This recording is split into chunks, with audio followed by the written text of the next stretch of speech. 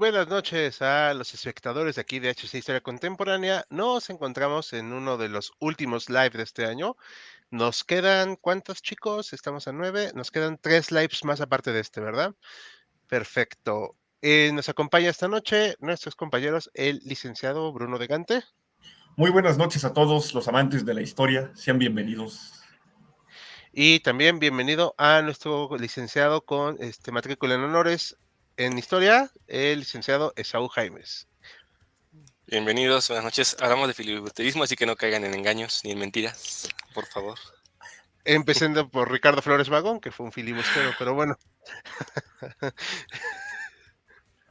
Bueno. Pero bueno, ahora sí vamos a empezar. Ahora sí que vamos a hablar de este tema que decíamos que es los filibusteros en México, cuando el país estuvo a punto de perder más territorio. En redes sociales le pusimos un poquito más sencillo el título porque pues difusión. Pero creo yo que se entiende, ¿no? En sí que estamos hablando de filibusteros. Por cierto, traigo una playerita de HC. Esperamos en el futuro que esté un poquito mejor esa situación y podamos vender algo de esto o algunas otras cosillas. Pero por lo mientras, vamos a hablar de este tema. ¿De qué estamos hablando de filibusteros? A ver, señor Bruno, que usted eligió el tema, díganos, ¿por qué filibusteros y de qué estamos hablando? ¿Por qué filibusteros y de qué estamos hablando? Bueno, a ver, ya tuvimos un en vivo en este año sobre la guerra México-Estados Unidos, de cómo México perdió sus territorios más septentrionales, que es un tema, bueno, muy conocido aquí en México y medianamente conocido pues en otras latitudes, pero muy poco conocido es este episodio inmediatamente posterior, o sea, en materia de tiempo, inmediatamente posterior, donde México corrió riesgos de perder aún más territorios al norte, Baja California, Sonora, Chihuahua, no de manos de una iniciativa oficial de Estados Unidos, no abiertamente de forma, los estadounidenses, su gobierno queriendo apoderarse de esos territorios por la vía armada como habían hecho 10 o 5 años antes, sino por medio de grupos de voluntarios que creían firmemente en esto que llamamos destino manifiesto. Este derecho de los anglosajones de apoderarse de territorios que ellos juzgaban que no estaban siendo aprovechados y que ellos podían aprovechar y llevar a su máximo potencial, así como llevar la civilización y la prosperidad. Un momento muy delicado para el país porque venía recuperándose de esta guerra en la cual salió muy mal parado y que se defendió como pudo y en algunas ocasiones tuvo mucha ayuda del azar, mucha ayuda de la suerte, así como también de mucha ferocidad por parte de los que se defendieron de estas iniciativas, que fueron varias, como veremos, y que podríamos extender hasta 1860 más o menos. Entonces, un episodio... perdón. No, perdón, ibas a decir algo más, perdón. Nada más para concluir, un episodio poco conocido y que yo caracterizaría como un momento decisivo para México en materia de sus territorios, de conservación de su integridad territorial, tras 1853, que ahorita veremos, que es la última cesión territorial formal de México a Estados Unidos, que es con el territorio de la Mesilla, lo que era al norte de Sonora. Perfecto. Bueno, vamos a ver unos saludos rapidísimo. Acá está saludándonos uno de nuestros usuarios recurrentes, Abraham González. Dice, buenas noches, chicos, gracias. Buena Barbajal. Muchas gracias. Me costó trabajo pintarla. Nada, no es cierto. A mí sí me sale natural. Yo sí soy hombre.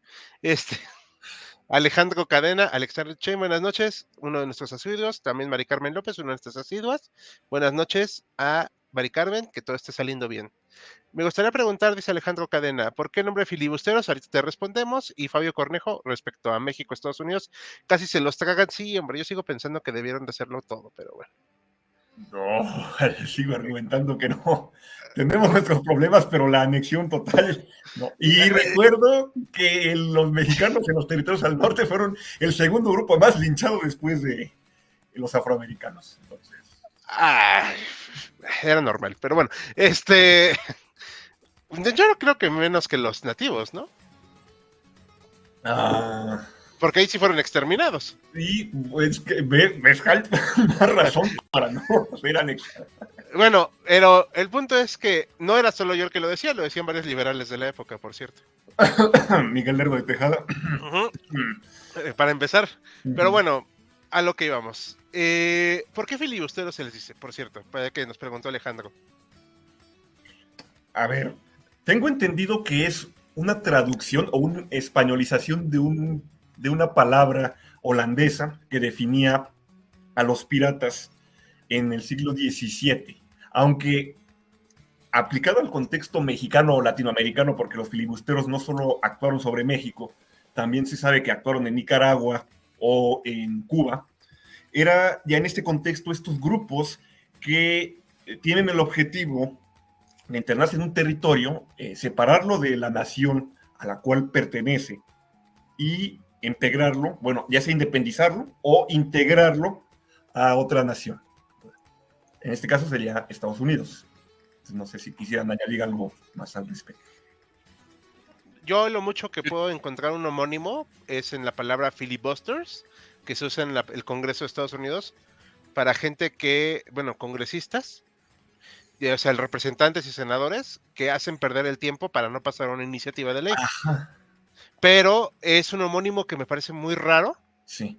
o sea, a que se traduzca hacia el español, o sea, pero como que tiene algo que ver con gandalla, ¿no? O sea, Ajá, sí, de hecho estuve sorprendido cuando me encontré igual con esa definición en el contexto estadounidense de esta medida para bloquear algunas reformas en el Congreso, pero creo que sí es la traslación del vocablo holandés, o sea, unos piratas, pero piratas de tierra. Sí, no sé si Esaú quisiera comentar al respecto. Sí, sí, está raro la acepción que tienen actualmente para el Congreso. Sí, he visto que se usa mucho, pero sí el término original que deriva del holandés y luego pasa al francés y de ahí al español es más bien referido a los piratas, que o sea, la traducción literal es como que se hacen del botín libremente o que se apropian de lo que conquistan libremente sin dar cuentas a nadie. Y de ahí ya digamos que el término se adapta al filibusterismo en el siglo XIX en México y bueno, en Centroamérica, para estas como correrías para intentar, vamos, agarrar el botín que es el territorio libremente y ya después, ya que son libres, tratar de sumarlo a Estados Unidos o a alguna otra potencia. Bueno, así lo tenía entendido yo. Ajá. Perfecto. Pues les parece bien. Una última pregunta. Buenas noches. Los centroamericanos conocemos muy bien a los filibusteros. Sí, por ahí vamos a mencionar brevemente, digo. Sí. Eso es como para otro tema, digo, también hay que entender que en este momento nos estamos enfocando en México, así que saludos a Marroquín Meléndez Pablo Agustín y a Sergio Lugo, nuestros constantes patrocinadores y escuchas. Buenas noches también a ti, a Sergio Lugo. Así que, bueno, vamos a empezar con el tema que me dejó el buen licenciado de Gante, acá, que se llama el expansionismo territorial oficial de Estados Unidos frente a México tras 1848 y los inicios del filibusterismo. Bueno, para empezar hay que retomar un poquito, ahora sí que regresar el cassette, como diríamos los que todavía conocimos los cassettes. ¿A qué nos referimos con esto? Bueno, ya saben ustedes que México tenía mucho más territorio, pero aquí voy a citar a Joaquín, que en las fronteras eran sueños guajiros. O sea, ¿por qué? Porque eran más porosas que nada. O sea, si hoy vemos que la frontera con Centroamérica pues, es muy difícil de vigilar, imagínense en el siglo XIX un territorio de esa magnitud. O sea, era una cosa brutal. Entonces, evidentemente, el control real que se tenía sobre esos territorios pues era prácticamente nulo. Cuando México pierde total y absolutamente la guerra contra Estados Unidos, porque fue una derrota total, o sea, eso hay que dejarlo muy claro, la negociación fue una negociación en un estilo de decir, te proponemos esto, ¿aceptas o seguimos, no? O sea, ¿o qué tanto podemos conseguir? Hay que tomar en cuenta también que Estados Unidos sí reconocía a México como nación. Eso también es muy importante, porque si hubiera sido así como un territorio que se consideraba en aquella época del siglo XIX como virgen, indómito, cosas así, pues no habría ni siquiera negociación, o sea, se tomaba ya. Pero acá estamos hablando de dos naciones en el concepto moderno.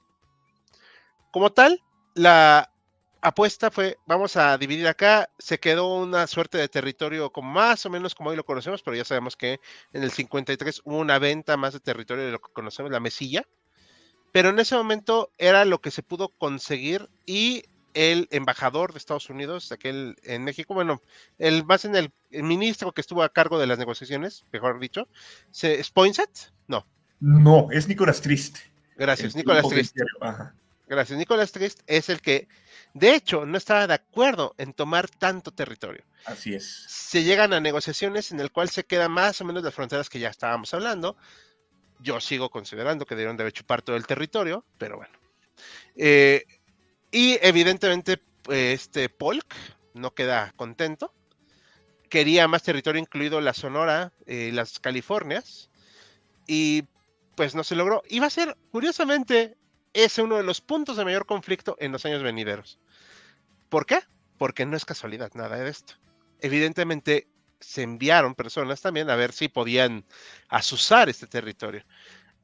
Los tratados, bueno, el Tratado de Guadalupe Hidalgo especificaba muchísimas cosas, entre ellas que se iba a respetar a la gente mexicana en Estados Unidos. Digo, tampoco vamos a fingir que eran ni siquiera creo que 1 millón de personas. Me tengo entendido que fue como 500,000, ¿no? Mexicanos los que había. O sea, era algo muy pequeño. ¿Tú tienes ese dato exacto?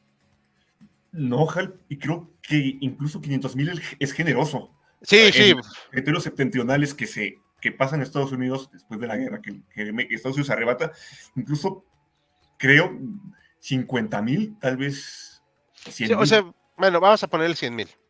100,000 mexicanos que evidentemente, pues les dijeron, ahora ya este territorio es Estados Unidos y los mexicanos, ah, no, pues está bien, ¿no? O sea, realmente era algo que poco o mucho en algunos puntos afectaba su vida, porque estaban tan alejados del centro del país que para ellos esto era, pues, nada.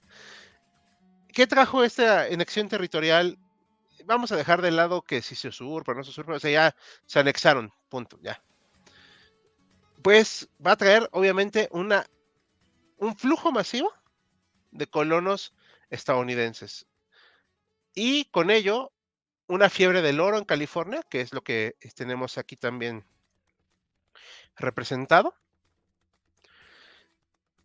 Esto va a ser como una aventura. Y estos filibusteros son entre aventureros, veteranos de guerra, mercenarios o auténticos agentes estadounidenses. Digo, también no nos vamos a fingir acá que no pasó eso. O sea, sería muy ingenuo de nuestra parte decir, no, jamás lo haría. No, pues, sí lo hizo, y lo hizo muchas veces. ¿Qué buscaban? Primero, aventura también, ¿no? O sea, esto hay que tenerlo en cuenta que es el siglo XIX. Y pues como que la gente no tenía acá Spotify, Netflix y cosas como para entretenerse. Y pues una aventurita para llegar a México y ver si te quedabas territorio, pues no sonaba tan mal, me parece. Luego buscaban fortuna o establecer un territorio. Y hubo algunos proyectos muy raros, como por ejemplo incluso un marquesado, ¿no? Un reino que se intentó poner en unas partes del norte del país. Eso a mí no me corresponde ahorita decirlo, solo estoy dando el contexto general. Pero, ¿por qué es tan importante esto? Bueno, hay que dejar muy en claro algo. Ok, se firma el Tratado de Guadalupe Hidalgo. En cuanto se firma, ustedes historiadores me pueden decir, ¿en ese momento la frontera se volvió automática? No, ¿O no, verdad? no, ¿Qué, no. qué va a pasar? Pues que van a llegarse a acuerdos, se va a delimitar, van a estar viendo las autoridades de ambos países cómo va a ser. Y para el mexicano y tal vez el estadounidense común, esto era de, ok, esto está pasando. Para los indígenas nómadas, pues esto era completamente irrelevante, Ujú. porque pues qué bueno, digo, no me interesa, pero pues está bien. Pero obviamente las fronteras, aunque se definan en un pedacito de papel, en la realidad es otra cosa. Toma Y más de que, un año, Hal. sí, La delimitación tienen que enviar las dos comisiones dictaminadoras, la de Estados Unidos y la de México, que la de México es un viaje muy accidentado porque no hay comunicaciones tan buenas hacia el norte. Creo que es, o sea, a 1849 formal, pero de todas maneras tardan un poco más, porque hasta 1850 queda. sí, Porque se pelean que dicen, no, que la raya aquí quedó más abajo, no, que quedó más arriba. O sea, debates muy acalorados también. exacto. Y aparte, o sea, ¿cómo controlas ese territorio? ¿Cómo controlas esa frontera? O sea, no hay muros, no hay más, no hay vigilancia, o sea, es algo muy nominal. Y aunque evidentemente las líneas en los mapas, pues hoy en día, pues tienen que ser respetados, en ese momento será algo extremadamente difícil de cumplir. No había ni 8 millones de mexicanos. O sea, es una cantidad pobrísima para 2 millones de kilómetros cuadrados. Pero bueno, aquí no sé si quieran comentar algo más o Yo solo no sé. un último comentario, ojalá y sí se sentiría un poco con la reacción de los mexicanos que terminaron pasando a ser formalmente Ujú, norteamericanos, porque, bueno, desde la guerra ujú, sí se sabe que hubo bastante resistencia, no fue exitosa en muchos casos, por ejemplo, tenemos el ujú, levantamiento de Taos en Nuevo México que es aplastado, o por otro lado tenemos la victoria en Los Ángeles que sí se echa por un tiempo a los estadounidenses, pero cuando ujú, ya se firma el tratado y se dice ya pasan a ser estadounidenses, hay casos, por ejemplo, como Laredo, que ahorita sabemos Laredo, Texas, que los habitantes dicen, no, yo soy mexicano, yo nací mexicano. O sea, como dice la canción, yo soy mexicano y orgullo lo tengo. Me muevo y fundo Nuevo Laredo, hasta los muertos se llevaron. De Nuevo México también se salieron y se asentaron en lo que más tarde sería la Mesilla, o incluso más adentro, en Sonora. California sí es un caso interesante porque si bien hay casos de californianos que se van a la Baja California, con la fiebre del oro se van ahí para trabajar. Y ahí vamos a tener casos como el de este personaje tampoco tan conocido en la historia oficial, que es Joaquín Murrieta, que va a ocasionar algunos dolores de cabeza ahí a los estadounidenses. Entonces, yo creo que sí es muy ambivalente, sí hay cierto nacionalismo que más tarde puede verse matizado por este pragmatismo. La situación económica de México no ayuda, entonces por eso emigran. Y complementándote a lo que señalabas, el no cumplimiento de algunas cláusulas del Tratado de Guadalupe Hidalgo están, por ejemplo, la usurpación de estas propiedades que tenían mexicanos en California y Nuevo México, que llegan y les, así, sin previo juicio, dicen, ya son nuestras.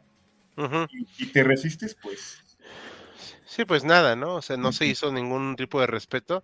Y así, aunque hubo reclamaciones, también es cierto que pues para Estados Unidos fue, pues qué bueno, ¿no? uh-huh, sí, Pero ¿quién se las iba a hacer cumplir? así También. es.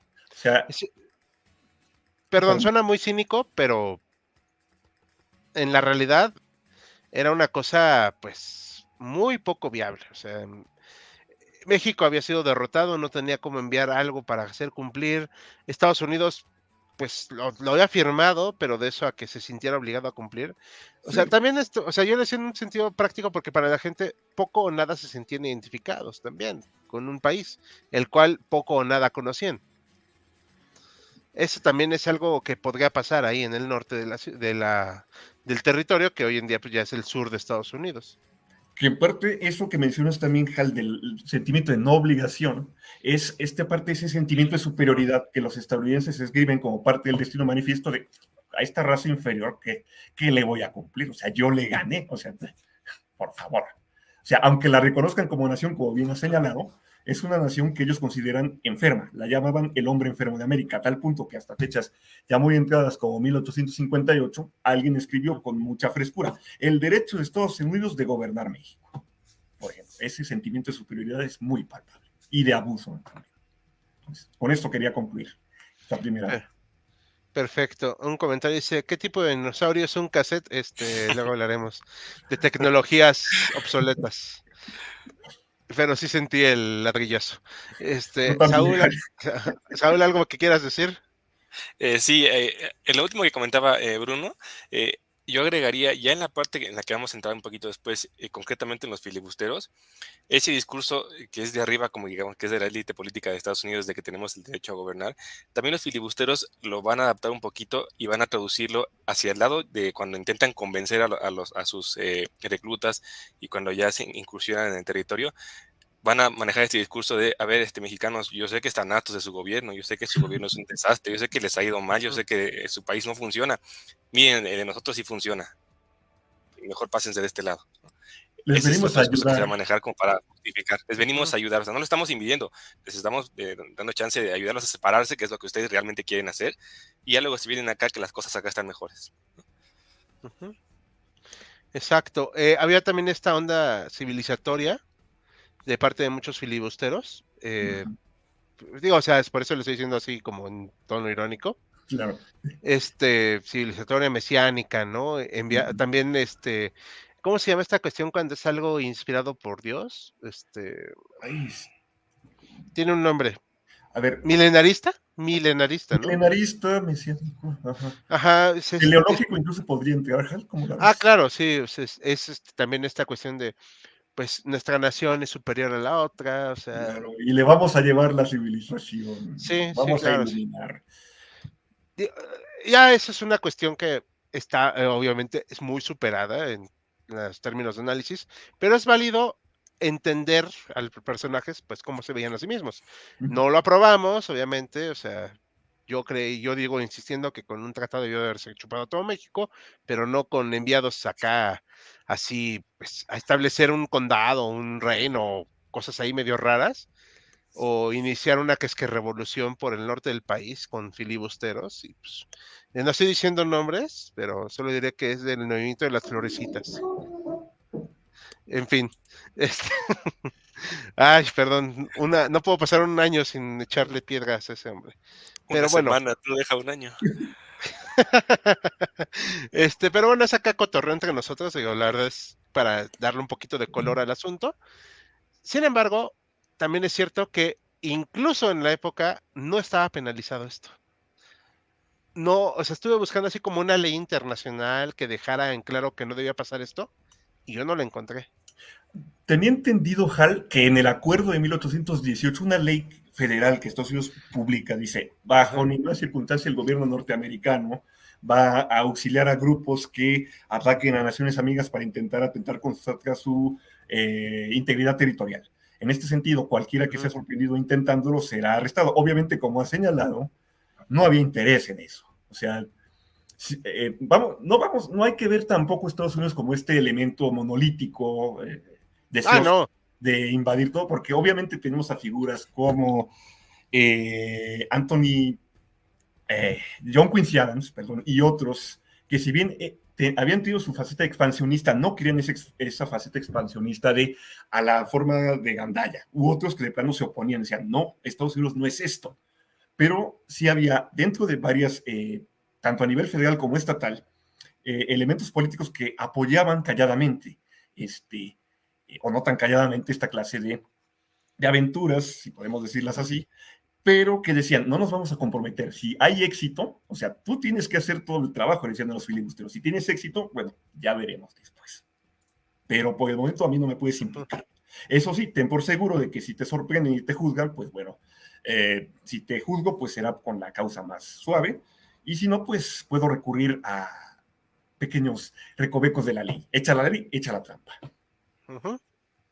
Exactamente. Bueno, hay un par de comentarios ya para dar paso a Bruno y a Esaú para que hablen y a ayudar a finalizar luego el tema a Bruno. Dice Ferdinand Towers, Fernando Torres, la única razón por qué no anexaron todo el territorio fue porque aparte que estaba habitado, en la mayoría de ser mestizos, hablar español y ser católicos. Sí, también tenía que ver eso. No les hacía mucha gracia, ya les caían gordos los irlandeses, pues no le veían mucho sentido a estar también batallando con los mexicanos en ese aspecto. Yo creo que estamos hablando del Definitivo. espacio vital de Estados Unidos, sí, también. Uh -huh. Yo creo que Hal es tan pro yankee que porque sería un buen Juárez. No, de hecho, me cae mal Juárez. Creo que no es un personaje que esté a mi altura. Este, pero, ese es otro rollo. ¿Las incursiones para buscar a los esclavos también cuentan dentro de esto? Ah, es una excelente pregunta, pero creo que Yo sí. digo que sí, sí. Yo rotundamente sí. Y ahorita lo vamos a abordar al final. Sí. Pero bueno, Sí, sí. dejamos la recomendación para que puedan consultar. Ay, perdón, le moví aquí algo, disculpen. Ya andaba regándola. Es que voy a quitar aquí el comentario. Ya. Pueden consultar la revista Relatos e Historias en México, que trae esta de filibusteros modernos. La pueden buscar en internet. Pueden comprarla digital o física. Es una investigación muy elocuente de estos movimientos y nos basamos un poquito para acá la investigación en esto y otros artículos que nos proporcionó Bruno. Entonces, hay que recordar, o sea, para sintetizar, México, frontera porosa, tratados difíciles de cumplir, migración masiva al oeste de Estados Unidos sur, que era el antiguo norte del país, de México, y por lo tanto, un riesgo latente de perder más territorio por estas incursiones que poco o nada podía hacer el gobierno mexicano para evitar. Bien, hasta ahí, esa es una síntesis creo que apropiada. De acuerdo. Perfecto, pues pasamos al siguiente punto que es del señor Esaú Jaimes. Sí. Es Sí, correcto. las correrías de Joseph C. Morhead y Guillermo Caminante. Exactamente, Willy Walker. Gracias. Bueno, trataré de ser lo más concreto y breve posible, aunque la verdad es que el tema de William Walker por sí solo creo que da para un en vivo, al menos para charlarlo con más amplitud. Es un personaje interesante en muchos ámbitos. Quiero, antes de empezar, como traer a luz, durante la semana que estuvimos preparando el en vivo, Bruno nos compartió algunos textos, y uno de ellos particularmente es el que considero yo, no sé, sobre la mejor opinión de ustedes, tal vez el mejor historiador de temas que tienen que ver con la frontera, que es Taylor Hansen. Anota puntos específicos sobre estas dos correrías que voy a explicarles ahorita, que es la de Joseph Moorhead y la de William Walker, en que los dos coinciden, y un poco la de Henry Crabb. Él incluye también a Henry Crabb, aunque eso ya hablará un poquito Bruno más adelante. Son correrías que tienen algunas similitudes. Las tres o las dos son hechas por ciudadanos sureños, o sea, de estados sureños de Estados Unidos, con todo lo que eso implica en términos de pensamiento y de manera de entender legalmente las cosas. Todos formados por sureños que además no han tenido suerte o no han tenido éxito en sus intentos de hacerse ricos en la fiebre del oro de California, y entonces intentan irse un poco más abajo, porque ya la fiebre del oro de California ya está bastante controlada por las mismas personas de siempre, y todos tienen esta misma idea de convencer a las personas que habitan el lugar al que llegan de separarse, hacer una pequeña guarnición en el lugar en el que llegan, con la idea de que después lleguen pertrechos, idealmente que se reconozca su independencia mediante el gobierno de México, y finalmente que se sumen ya como colonias independientes a Estados Unidos. Un poquito emulando lo que hizo Texas, aunque no entendiendo cabalmente que Sonora, ni Sonora ni California tenían las mismas condiciones para que ocurriera lo que ocurrió con Texas, ¿no? Pero ellos no lo tenían en su visión, pensaban que iba a ser tan fácil como ocurrió con Texas, ¿no? No sé si hasta aquí quieran como acotar algo, sino para entrar de lleno a las dos correrías como que tenemos ejemplo. Adelante, Saúl. Vientos. Primero, la de Joseph Moorhead. La verdad es que, perdón por la presentación, no hay imágenes de ni de él ni de su correría, muy difícil de encontrar, pero bueno, es muy breve la historia de Moorhead. Veterano de la guerra contra México.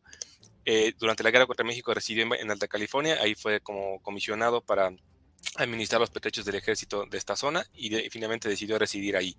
Termina la guerra México-Estados Unidos, él mantiene esta posición y empieza a vincularse con el sector minero, y de ahí empieza como a escuchar esta idea que va a estar presente sobre todo en estas épocas, de que Sonora tiene yacimientos de oro similares o más grandes que los de California. Eso es importante tenerlo en mente, porque es mucha de la motivación que van a tener, sobre todo los que se suman como reclutas a estas campañas. La idea de que en Sonora hay tanto oro como en California, y si los separamos y nos quedamos como dueños de ellos, ese oro es para nosotros, ¿no? Moorhead sigue esta idea, utiliza su posición como encargado del almacén del ejército para agarrar municiones en 1851, y con esas municiones embarcarse rumbo al puerto de La Paz, con finalmente hacia Mazatlán, para intentar esta misión filibustera desde Estados Unidos. Interesante de Moorhead para analizar la postura de Estados Unidos. Moorhead es detenido primeramente en San Diego cuando intenta avanzar con su embarcación. Lo detienen, pero lo liberan. No sabemos a ciencia cierta por qué lo liberan. Muy probablemente lo único que le preocupaba a Estados Unidos, y lo único por lo que lo detuvieron y después lo liberaron, es por el tema de la posesión de armas. Estados Unidos identificó que las armas que llevaba eran robadas, eran del ejército de Estados Unidos, y lo detuvo y le dijo: ¿sabes qué? Entrega las armas, después haz lo que quieras con tu vida, pero las armas son de Estados Unidos. Eso tiene lógica porque cuando avanza la expedición ya no llevan armas. Entonces la lógica más común es que entregó las armas y con eso le perdonaron y lo dejaron avanzar, ¿no? Durante este periodo también obviamente las autoridades mexicanas se enteran de la correría, entonces ellas están preparadas, y lo que ocurre con la correría de Moorhead es que no tiene ningún éxito realmente, porque cuando llegan a La Paz, las autoridades de La Paz ya están enteradas de que llegan, y entonces no los dejan desembarcar. Entonces deciden seguir su camino hacia Guaymas, perdón, hacia tierra adentro. Pero ahí también los dejan descargar, pero no los dejan adentrarse en Mazatlán concretamente. Los dejan desembarcar, pero no les permiten adentrarse a tierra. Y finalmente terminan arrestándolos y regresándolos a la Alta California, ¿no? Ya las autoridades mexicanas ya con la sospecha de que vienen con intenciones filibusteras, o intenciones piratas al menos, los regresan a la Alta California. Después van a ingresar algunos mercenarios de Moorhead en la frontera con Sonora. La idea era que entraran unos por allá y otros por costa, y digamos que se reforzaran en medio. Ellos no se enteran de que la expedición de Moorhead ya fue como disuelta en Mazatlán, ingresan por el norte de Estados Unidos, engañan a las autoridades diciendo que son mineros que vienen a trabajar en las minas, pero las autoridades los descubren y también los expulsan, ¿no? Después de que Moorhead es, digamos, descubierto y expulsado en Mazatlán, la verdad es que no se sabe nada más de él, qué fue lo que pasó después con su vida, y eso es algo que también ocurre comúnmente con los filibusteros o con los que participaban en estas correrías. Después de que son, digamos, regresados, desaparecen del mapa, ¿no? Esto sería lo que tiene que ver con Moorhead. Como digo, es como el primer intento, muy fácilmente controlado, no pasa a mayores, y después vendría el intento un poquito más complicado, más largo, de William Walker. Pero antes de entrar a Walker, sí, igual les dejo oportunidad, no sé si quieran comentar algo o abonar algo sobre la expedición de Moorhead. Yo quería preguntar algo ahorita que decías esto de piratería. O sea, porque decía Bruno, piratería de tierra, ¿no? O sea, yo pienso en piratas y pues pienso en Jack Sparrow o los que venden las películas piratas acá en el metro. Pero, o sea, son piratas en el sentido esto de ser gente que busca beneficios económicos, porque ahí ya que estamos hablando de esto, también habrá que preguntar si aplica para decirles también corsarios. O sea, porque si tienen esta cuestión de la autorización legal, por así decirlo, de Estados Unidos para tomar territorio, ¿no? Así a su nombre o independizarlo y luego decir eso. Justamente es lo contrario. De hecho, no podríamos considerar los corsarios porque justamente lo que llevan es la no autorización del gobierno de Estados Unidos. Se supone, en la lógica de sus mentes filibusteras, se supone que su objetivo es convencer a la población local de que lo ideal es separarse, porque están mejor separados de México por las razones que ya planteaba hace un momento, para después, ya separados, ya como país independiente, plantearle a Estados Unidos, mandarle la invitación a Estados Unidos para formar parte de ellos. Pero en todo este proceso tienen muy claro que no llevan el permiso de Estados Unidos, porque de hecho ya desde no tengo la fecha exacta, no sé si Bruno la tenga, de las leyes de neutralidad que ya se habían publicado en Estados Unidos. Por las leyes de neutralidad, si tú salías de Estados Unidos diciendo, o salías de Estados Unidos con bandera estadounidense y diciendo, traigo la autorización de Estados Unidos para tomar ese territorio, ni siquiera te dejaba salir porque estabas violando las leyes de neutralidad. Entonces no podían hacer eso. Digo, está la de 1818, que justamente es por esas fechas. Cierto. Y sí, justamente, formalmente, como señalábamos y como señalaba esa, pues no había esas autorización formal norteamericana. Estos vericuetos de las leyes, o sea, sí, formalmente no la hay. Pero, como señalábamos, no la ven con malos ojos ciertos grupos de poder y económicos estadounidenses. Quisiera también apuntar una cuestión que se me olvidaba del tema anterior que expuso Han, que todavía está bien entrado los años 50. Algunos políticos como Samuel Houston decían, ¿y si nos apoderamos hasta de San Luis Potosí? Las minas no las saben aprovechar, nosotros podríamos. Están desperdiciando. Obviamente no prosperaron esas iniciativas, pero ponían muy nervioso al gobierno y estaban dentro de estas tentativas abiertamente del gobierno estadounidense de si conseguirlas. Ahora, si eran por medio de la guerra o por medio de compra, eso también es una división. Por ejemplo, Franklin Pierce, que es el presidente en 1853-54, que es cuando se vende la mesilla, él decía, yo no quiero ir a guerra. Yo quiero que se compren. O en esta propia lógica de los mexicanos no quieren a su gobierno porque es incompetente y saben que ellos son incompetentes, pues ellos mismos van a querer unirse. O sea, dentro de esta misma lógica que los filibusteros quisieron explotar. O sea, se unirán por su propia voluntad. Esa era alguna lógica de algunos también empresarios y políticos estadounidenses.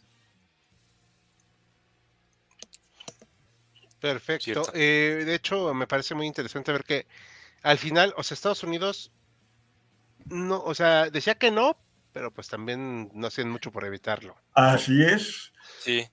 Digamos que O sea, informalmente decían, yo no te conozco, no te apoyo, pero si lo consigues, écheme un fonazo, igual íbamos a hacer algo. ajá, Ajá, algo muy propio. Sí, sí, sí. ajá. Sí, es muy de ellos. American Freedom Way and of, Democracy. way of John diplomacia. Jaime nos manda saludos, que llega apenas, no te preocupes. Y Alejandro Cadenas, ¿por qué lo regresaron a Estados Unidos? ¿Por qué? Pues, Esaú, ¿quieres comentarlo? Sí, O bueno, o sea, sea, lo que... ocurrió mucho que ellos mismos se regresaban, desertaban y se regresaban. Y la otra era, por este ambiente de tensión que está todavía como después de la guerra, lo más fácil para evitar tensión y para evitar reclamos era regrésate a Estados Unidos. Y a veces incluso se daba el pretexto legal, porque muy pocas de estas personas realmente llevaban los papeles que respaldaran su estancia en México. Entonces, Ujú. por el tema de pasaporte, por el tema de no tienes ningún permiso para entrar, pues lo más lógico, pues regrésate, ¿no? Y así Sí, te regresas, no hay más problemas y yo me evito problemas diplomáticos con Estados Unidos, ¿no? concuerdo, sí. Y además la propia lógica, pues son estadounidenses en su mayoría, pues regresan a Claro. sus Estados Unidos. O, bueno, si bien veremos que hubo casos de franceses, pues esos franceses también ya tenían la ciudadanía. Entonces era más fácil Ujú. regresarlos a Estados Unidos. Ni modo que deportarlos a donde, a Colombia, por ejemplo, que no tendría ningún sentido. Ok, perfecto. Ahorita, perdón, dato cultural, estaba viendo el Twitter, ahora X, y decía este hombre, Samuel García, que él está preparándose para ser el presidente más joven en la historia de México, y le sacan a don Miguel Miramón. Avísenle que ya le Ah, es ganaron. cierto. Ajá, o sea, sí, así de no, majo, o sea, pero bueno, dice Isel Hanae que nos manda saludos, que es un asiduo de Facebook, y ¿Cierto? doctor Laikan. ¿Hubieron otros filibusteros gringos aparte de William Walker? Sí, ahorita vamos a Correcto. hablar de ellos. De hecho. Ujú. Pero, por ahorita, pues yo creo que vamos a seguir para no atrasarnos tanto. ¿Les Sí, parece? De acuerdo. Vamos, vamos. adelante. Adelante. Tratar de ser lo más breve que se puede con William Walker. Es tal vez el de los filibusteros, si no más importantes, sí más conocidos, porque no solamente lo intentó en México, fue filibustero antes y después en otros lugares. Hablando de juventud, William Walker, para el momento en que esto ocurre, bastante joven, originario de Nashville, Tennessee, lo que les decía hace rato, de un estado sureño, con el entendimiento de las leyes como lo entendían los estados sureños, de familia acomodada, médico, abogado. Él se interesa en la incursión en México después de que conoce a un abogado en California, que es Frederick Emory, que este abogado lo que intenta es, le solicita un permiso al gobierno mexicano para que se establezca una colonia de mineros en Sonora, para poder explotar, digamos, legalmente el oro, por lo que decía Bruno hace un momento, de que se está desperdiciando, no lo están explotando, denos chance, ¿no? El gobierno rechaza este permiso y entonces Emory como que arroja la primera esta idea de decir, bueno, si no nos van a dar permiso, entonces lo ideal es que Sonora se separe y de manera independiente Sonora otorgue permiso y Sonora, perdón, saque provecho a lo que tiene. Esa idea de Emory va a hacer eco en William Walker, y William Walker entonces ya va a plantear esta idea como suya, como, ok, es una idea excelente, plantear que Sonora se separe para después independizarla y después anexionarla a Estados Unidos, ¿no? ¿Qué empieza a hacer Walker? 1853, en los primeros meses, empieza a emitir bonos para financiar su campaña. Esto es un fenómeno que se va a repetir y es muy interesante. Es a ti banquero estadounidense o a ti minero estadounidense, cómprame un bono que ahorita vale cierta cantidad, pero que en unos meses va a subir muchísimo su valor y además te va a garantizar tierras y beneficios en la República cuando ya la formemos, ¿no? Originalmente estos bonos eran de $500 y la verdad es que algunos banqueros los empezaron a comprar y eso permitió que Walker empezara a financiar su campaña. No hay que omitir el hecho de que Walker venía de una familia acomodada, entonces tenía, digamos, los recursos para hacer su correría, pero además empezó a jalar gente económicamente con esta idea, ¿no? ¿Qué es lo primero que hace Walker? Viaja a Guaymas acompañado de un socio nuevo que se hace, que es un abogado, que es Henry P. Watkins. Viaja a Guaymas y le solicita al gobierno del estado de Sonora que le dé un permiso para instalar una colonia, ¿no? O sea, de manera muy prudente, le pide al gobierno estatal permiso para fundar colonias, lo mismo que había hecho algunos meses antes Emory, lo hace Walker. Obviamente el gobierno le dice, no te vamos a dar este permiso, por lo mismo que habían atrapado antes a Moorhead, por lo que sospechar que sus intenciones más bien eran de piratería, por no decirle de filibusterismo. Entonces le dicen a Walker, ¿sabes qué? No se va a poder. Y entonces ya Walker, digamos, se radicaliza y dice, ok, entonces vamos a hacer una campaña para separar Baja California y finalmente Sonora, ¿no? Renta un bergantín, William Walker, después se lo quitan por sospechar que viola las leyes de neutralidad, renta otro bergantín y con ese bergantín ya avanza hacia La Paz, ¿no? Por ahí, Halt, había una imagen del mapita exactamente. Nada más viendo el mapa nos podemos dar una idea de el desastre de planeación o el desastre de entendimiento que tenía Walker de su campaña, ¿no? Creo que hay otro mapa, creo que lo puse acá así. eh, ese. La línea de la izquierda es la navegación original que llega rodeando la península hasta llegar a La Paz, ¿no?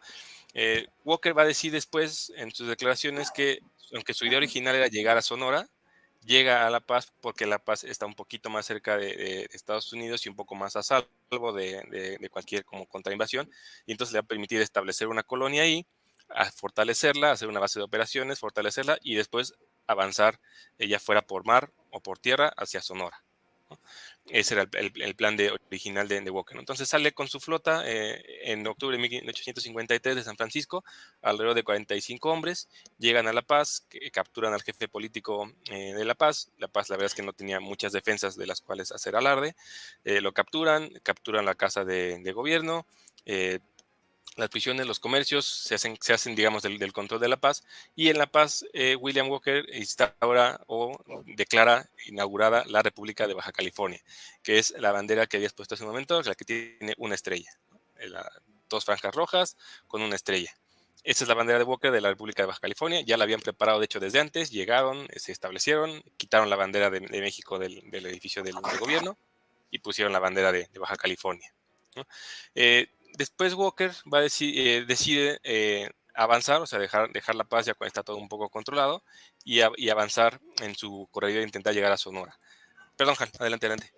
Oye, esto, ahorita que hice esto de la bandera, me quedé pensando, haciendo un comparativo, pues sí, un tanto anacrónico, pero que puede tener cierta relación con lo que hizo Rusia en varias oportunidades en 2008 en Georgia, Ajá. con las regiones que tomó ahí, y en Ucrania, con las repúblicas populares de Donetsk y Luhansk, que tenían hasta banderas ya hechas.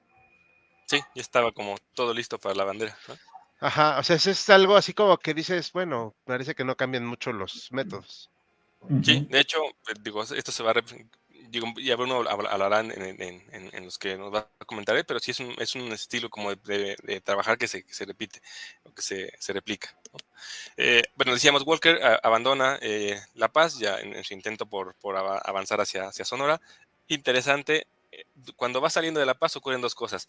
Va llegando el jefe que va a sustituir al jefe que habían capturado, que es el jefe de Espinosa, y llega, ahí siempre se me confunde el nombre, el que va a llegar se llama Rebolledo, perdón, Juan Rebolledo. Va llegando él, Walker lo recibe lo captura también, así como es el que va a sustituir al jefe político. Bueno, te aviso que el anterior estaba preso, pues también tiene la misma suerte. Y al mismo tiempo, cuando van saliendo de Baja California, son atacados, son emboscados por una pequeña guarnición no militar, sino de ciudadanos bajacalifornianos que se oponen a lo que está haciendo Walker, lo atacan, sobrevive la guarnición de Walker, la verdad es que salen ilesos, pero literalmente lo que ocurre es que salen todos, una guarnición que en realidad iban a dejar pequeña y iban a salir unos pocos, deciden salirse todos, se van todos en la embarcación y avanzan todos en la embarcación dejando Baja California, La Paz, que era su centro de operaciones, vacío, o sea, sin nadie. Aquí ocurre algo que es interesante, tanto interesante como divertido. En la embarcación, o sea, en este momento la República de Baja California es el barco en el que van ellos. Ahí va su presidente, que es Walker, ahí va su secretario de Estado, ahí va bueno, todo su gabinete va ahí. En la embarcación, William Walker hace unos decretos para establecer que en la República de Baja California, o sea, en su barco, van a aplicar los códigos o los registros de las leyes civiles de Luisiana, ¿no? Que palabras más, palabras menos, significa que la esclavitud está permitida y algunas otras cosas que les gustaban a los sureños. No hay que dejar de decir es en su barco, ¿no? O sea, esto dice que aplica para la República de Baja California, pero que en ese momento solamente se reduce a su barco en el que van ellos, ¿no? Finalmente llegan en su barco, llegan a San Lucas, de San Lucas avanzan hacia Ensenada y ahí establecen un fuerte militar que va a ser su nueva base de operaciones después de que la de La Paz fue abandonada. En Ensenada establecen una base de operaciones, le ponen el nombre de Fuerte McKibben en honor a uno de los suyos que murió asesinado por un indio en los primeros ataques. Y de Ensenada, entonces él empieza nuevamente a planear o a organizar el ataque hacia Sonora, ¿no? En Ensenada se le va a ocurrir ahora fundar la República de Sonora, es decir, abandona la República de Baja California y ahora nombra la República de Sonora, que es la otra bandera que estaba en las imágenes. Ahora tiene 2 estrellas porque una estrella corresponde a lo que era Baja California, que ahora va a ser un estado de la nueva república, y la otra estrella va a corresponder a Sonora, ¿no? Entonces, ya para cerrar un poco la conclusión, Walker intenta avanzar sin éxito hacia Sonora. La campaña que hace Walker hacia Sonora es un desastre, o sea, en absoluto es un desastre. Ahorita les comento un poco más. Pero ocurre, al mismo tiempo que está ocurriendo esto, ocurre algo interesante en el ámbito que hace que pierda el apoyo, sobre todo económico y militar, desde Estados Unidos. A la par que intenta avanzar hacia Sonora, se están dando las negociaciones entre México y Estados Unidos para la venta de la mesilla. De hecho, ya se llegó a un acuerdo, ya están firmadas y ya nada más falta la parte de ratificación por los congresos. Y en ese periodo de tiempo, el gobierno de Estados Unidos, a través de su presidente, le pide a sus ciudadanos y le pide, digamos, a todos los representantes que por favor eviten cualquier escenario en el que se dé una confrontación con México. O sea, cualquier escenario que haga molestar a las autoridades mexicanas y que pueda generar un problema diplomático. ¿Por qué? Porque si se genera un problema diplomático, se ponen en riesgo las negociaciones y se pone en riesgo la venta de la mesilla, que interesaba bastante a los estadounidenses. Eso hace que el efímero y poco apoyo que tenía Walker desde los banqueros estadounidenses prácticamente desaparezca, porque no quieren violar esta disposición del gobierno de Estados Unidos y violentar las leyes de neutralidad, y entonces Walker pierde su apoyo. Entonces, para este momento, Walker ya no tiene su base de operaciones original, que es La Paz, porque la perdió con lo que ya comentábamos. En Ensenada está siendo constantemente atacado por los ciudadanos baja californianos, ya no tiene apoyo militar ni económico, pero aún así Walker dice, bueno, vamos a intentarlo, vamos a avanzar hacia Sonora. La expedición de Walker a Sonora, les decía, es un desastre, como ustedes lo quieran ver. Avanza con 100 hombres y ganado. Avanza, llega hacia el río Colorado, lo intenta cruzar. Esto implica cruzar parte montañosa, parte desértica.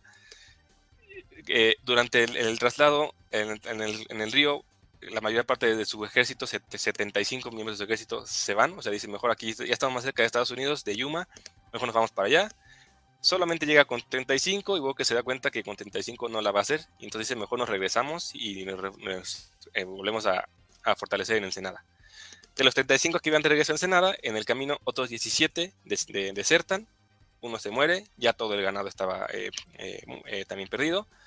Y Walker llega solamente con 22 personas a Ensenada, esperando ahí recuperarse. Noticias para Walker cuando llega a Ensenada. Ensenada ya había sido recuperada por ciudadanos baja californianos, comandados por el que después va a ser considerado héroe de Baja California, que es Antonio María Melendres, que los va a dirigir, los va a organizar, va a expulsar a la guarnición que había dejado Walker, y después va a recibir a Walker como informándole, sabes que Ensenada ya no es tuya, y entonces Walker ahí ve completamente frustrada la misión, ¿no? 8 de mayo de 1854, el día de su cumpleaños, Walker llega a Tijuana, donde está Melendres instalado, solamente para rendirse, ¿no? Hay un registro de las últimas palabras, digámoslo, de Walker, como cuando se rinde. Literalmente, los relatos dicen que llegó un hombre andrajoso con una sola bota, con la voz entrecortada, completamente débil, pero aún así alcanzó a gritar con todo lo que le quedaba de fuerzas: soy el coronel William Walker, presidente de la República de Sonora, y deseo rendir mis fuerzas a los Estados Unidos de América. Es como el mejor colofón que puede tener este personaje, ¿no? Después, de hecho, eso ya se sale de nuestro ámbito del tema, pero después va a intentar un intento filibustero en Honduras. Y esta imagen que está aquí, se la comparto, es una placa conmemorativa de William Walker en su ciudad, en su natal Nashville, en Tennessee, ¿no? En la que hablan de sus correrías, hablan de lo que hizo en México, de que fue, bueno, sale del tema, pero fue efímeramente presidente de Nicaragua, y ahí está como la placa como cierre, ¿no? Es un personaje, por demás, interesante, por demás no deja de ser divertido y curioso, y porque es muy representativo de cómo era el filibusterismo que estamos analizando. No sé, hasta aquí si quieren abonar algo, pues, para que sería lo que tenía que decir yo sobre el buen Guillermo Caminante. Pues, abonando al panorama que nos has presentado, es aún muy completo.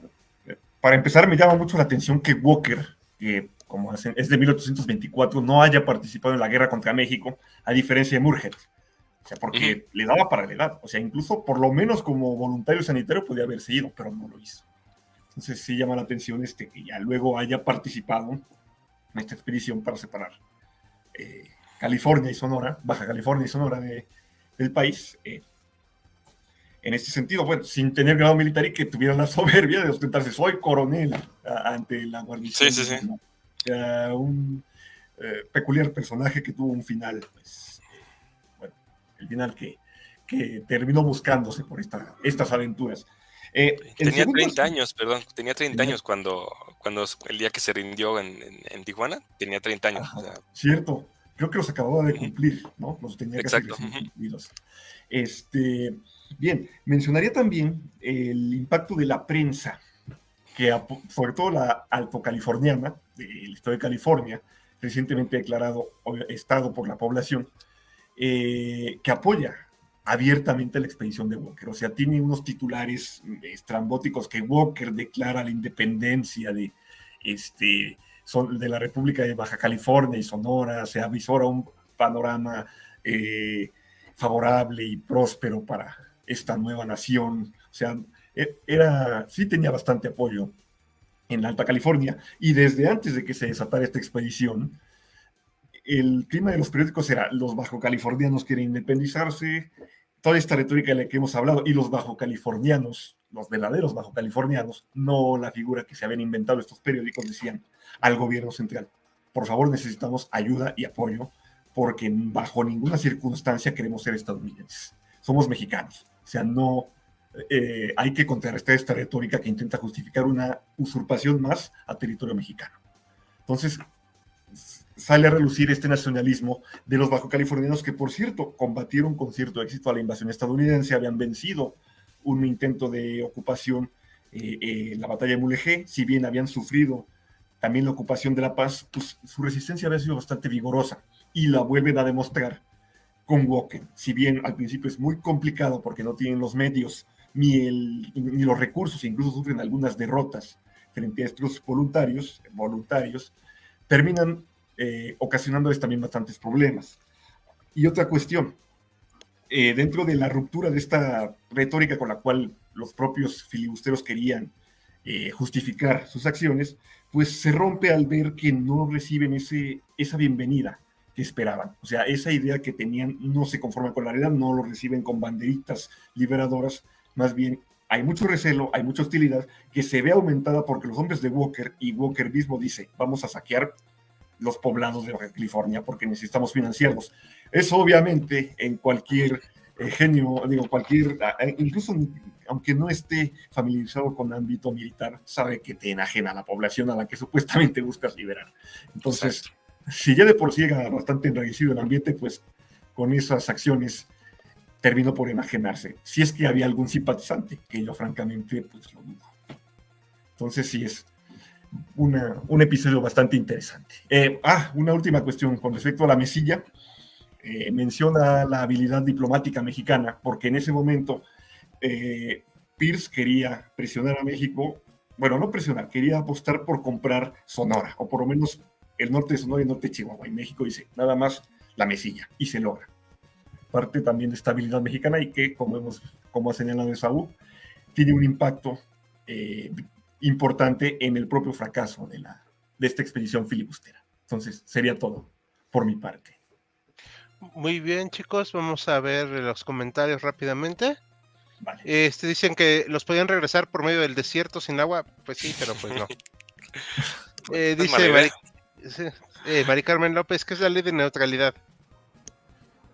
Es una ley en la cual, a ver, no tengo tanto antecedente, pero como señalaron, se publica en 1818 y regla la forma en que Estados Unidos se va a relacionar con otras naciones, cómo va a tratar con respecto a su integridad territorial.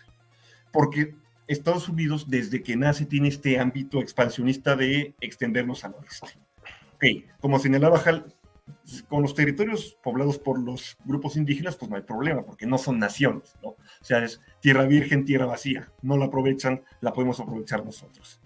Pero con una nación, con un gobierno establecido y fronteras en principio, por lo menos en el mapa, aunque en la práctica no esté así, ahí ya hay una cuestión. Y me parece que esa ley surge en el contexto de la anexión o en las vísperas de la anexión de Estados Unidos del territorio de la Florida, por ejemplo, que todavía en ese momento era de España. Habría que averiguar más al respecto, pero se llama ley de neutralidad en el sentido de que Estados Unidos no, o al menos éticamente hablando, como nación independiente, no puede apoyar abusos contra otra nación neutral o amiga.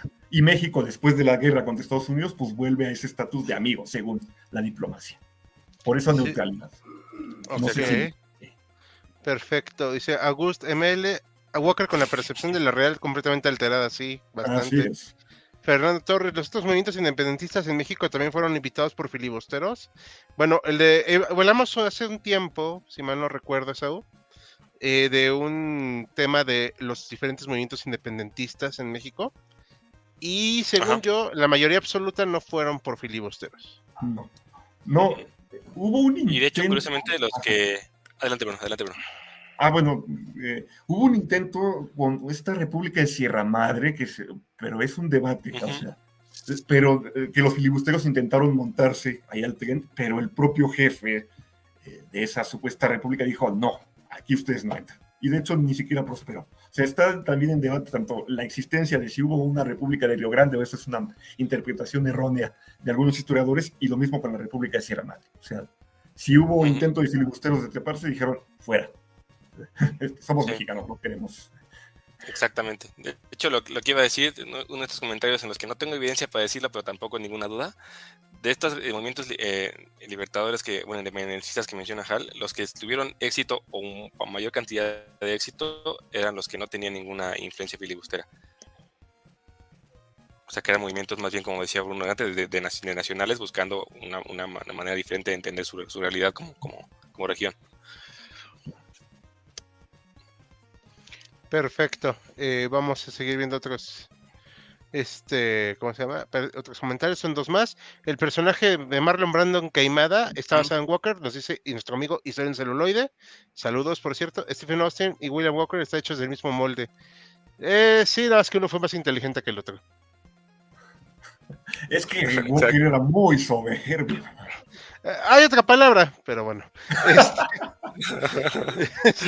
Pero bueno, ¿les parece bien si pasamos a la exposición de Bruno de ambos casos? Claro. Adelante, por favor.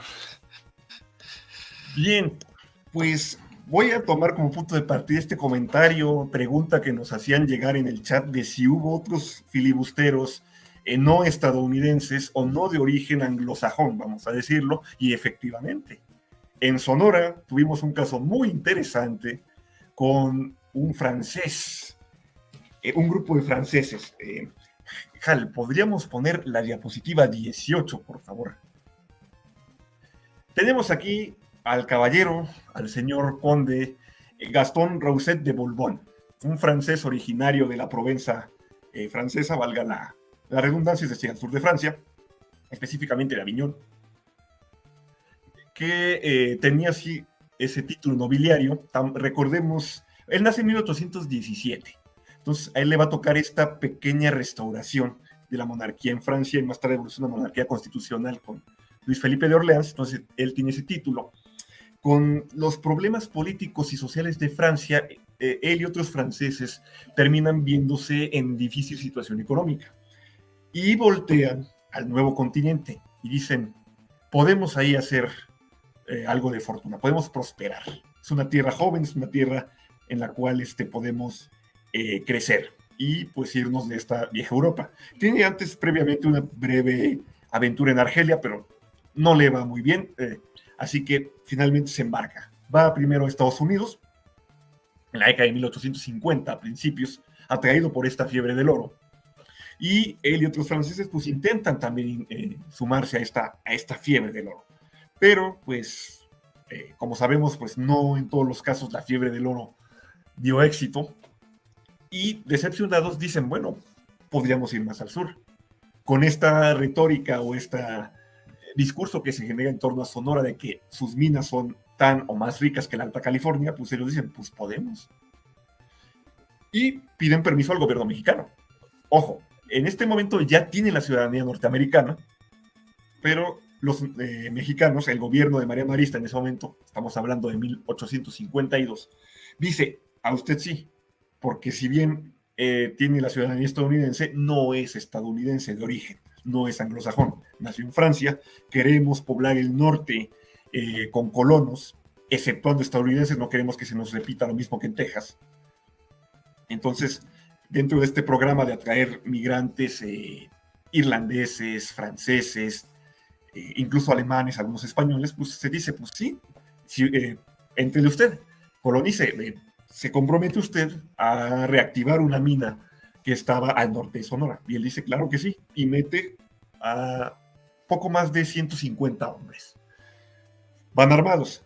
También había este compromiso de esta atracción de colonos en este programa de poblamiento del norte apresurado, de que se comprometieran también a defender el territorio de las incursiones apaches y comanches, porque hay que recordar que en ese momento estaban estos pueblos nómadas que actuaban de forma, hacían incursiones, tanto en Estados Unidos como en México, pero sobre todo en México, porque la debilidad política y militar ahí en el sur es mucho más palpable, y en Estados Unidos se arriesgan más a incursiones de represalia por parte de las fuerzas norteamericanas. Entonces, por eso atacan o se lanzan al sur, a México. Entonces, por eso no se ve con tanto recelo el intento de esta primera expedición de Rousset de Borbón. ¿En qué momento Rousset de Borbón acaricia la idea de independizar Sonora? Eso no lo sé, o no lo sabemos con tanta precisión. Si ya tenía la idea desde antes, o si se le fue formando a partir de ciertas frustraciones en Sonora porque la mina no termina de prosperar, pues habría que ver. El caso es que en un momento dado de 1852 dice, quiero independizar Sonora y quiero hacer un reino en Sonora. Directamente un reino, voy a volverme monarca de esta rica región. Y se rebela contra el gobierno central y contra el gobierno estatal y marcha contra Hermosillo. Otra vez estamos ante la problemática situación de México económica, militar, donde la guarnición es obligada a evacuar Hermosillo. O sea, A ver, espérame, ¿cómo que México tenía crisis?